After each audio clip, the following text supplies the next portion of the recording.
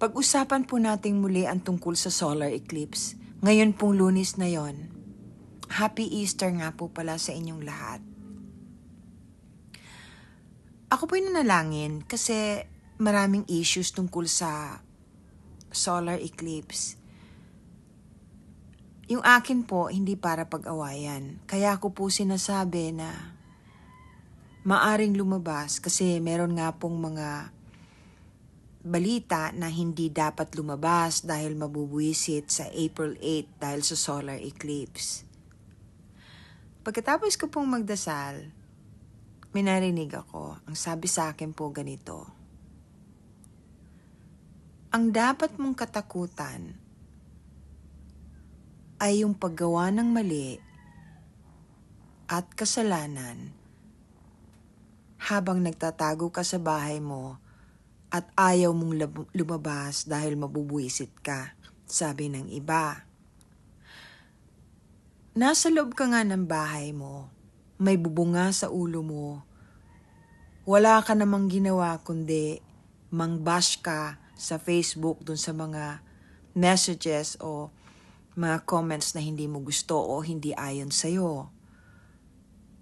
Nagsasabi ka ng masasama at pangit na salita ang ginagamit mo sa TikTok, dun sa mga comments mo, dun sa mga hindi mo lang gusto kahit wala namang ginagawang masama sa'yo.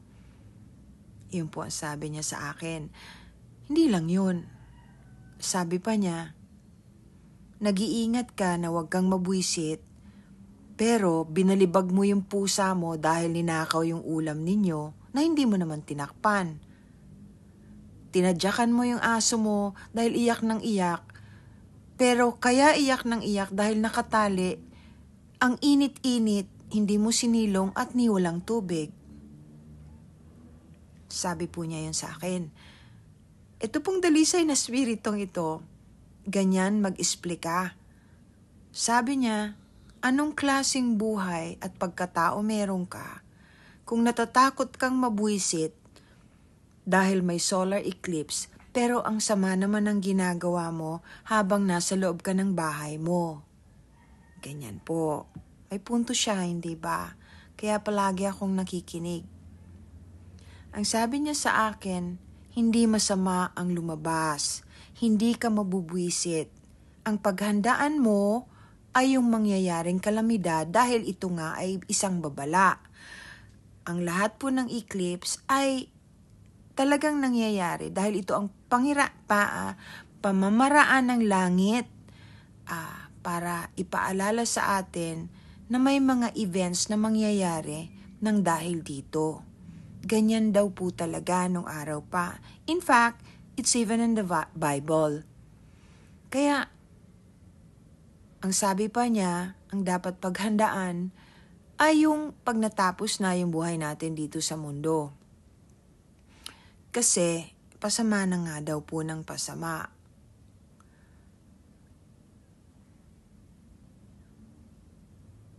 Marami nang nagbabantang giyera, maraming namamatay, maraming kalamidad, at maaring lumindol pa, yun po ang sabi niya.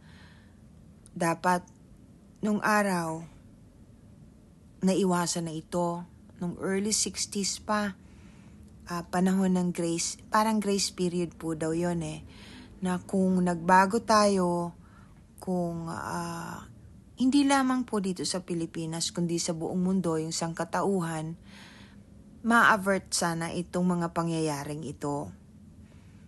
Pero katulad daw po ng lahat ng klaseng pagbabago, sa umpisa masakit, pero pagkatapos naman nun, kapayapaan at panibagong buhay, depende po dun sa mga matitira. Tapos pinaalala po niya sa akin na hindi naman daw tayo habang buhay ay buhay. At pagka namatay daw po tayo, which is very true ha.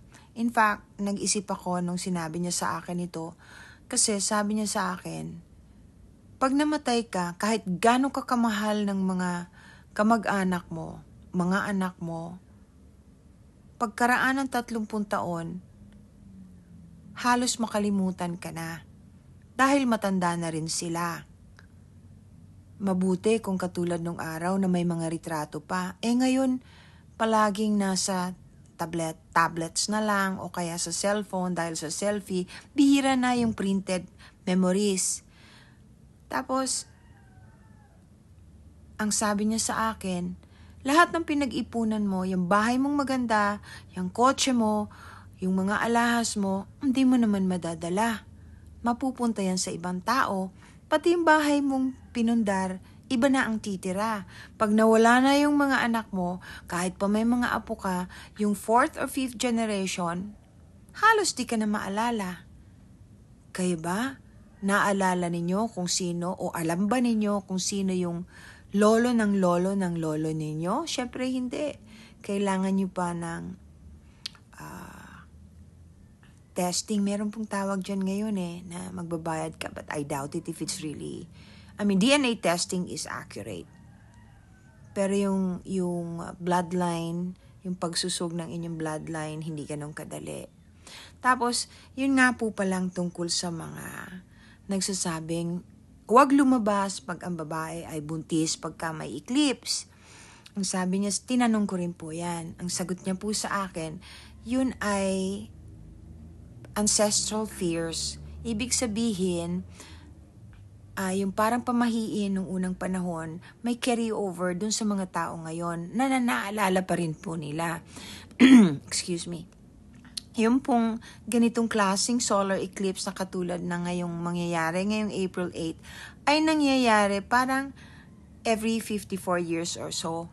Hindi naman po yan yung hindi nangyayari talaga. Tapos tinanong niya sa akin, kung may kakilala ba ako na 54 years old. Sabi ko, naman, ang dami-dami. Di ibig sabihin, yung 54 years old na yon, kung interviewin mo, tanong mo kung naging buwisit ba yung buhay nila nung ipinanganak sila. O yung nabuntis nung panahon na yon, meron bang pangit na lumabas, na pingot, o may diferensya? Hindi naman po. Parang, wag lang po kayong magpabaya. Hindi lahat ng bagay na pamahiin ay totoo. Ang pinakamahalaga, nagdadasal tayo at ayusin natin kung paano tayo nabubuhay habang buhay pa tayo dito sa mundo. We should always try to be kind, always try to be good to other people. At saka, dapat enjoyin natin ang buhay natin sa abot ng ating makakaya, kahit sa maliit na pamamaraan, kahit pamamasyal-masyal lang o paglalakad-lakad. Alam niyo ba kung gaano ka nakakatuwa para sa isang taong malungkot ang ngitian mo kahit hindi mo kakilala pagka nasa lubong mo?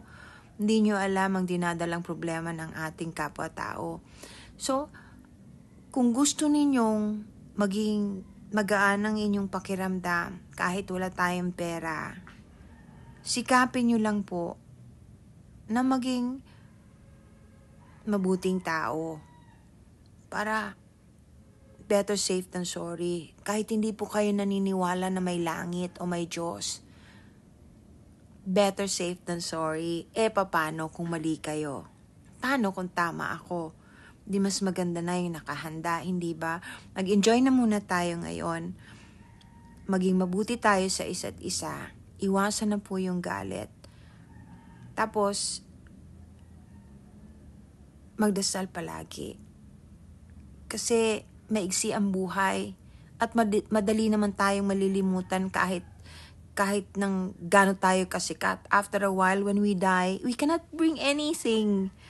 So we just be good, we just be kind. Let's just be loving kasi ang laking bagay na pagka full of love ka.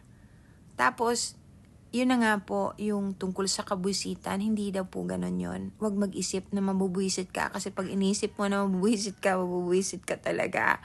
Hindi mo maiiwasan ng kabuisitan kung buisit talaga yung araw na yon. Maghanda na lang. Tsaka yung tungkol po sa buntis, yun na nga po. Marami pong ipinanganak nung last solar eclipse na 54 years old. Nawala naman po halos. Di dapat lahat po ng 54 years old nung may solar eclipse na pinanganak ngayon, may diferensya. Di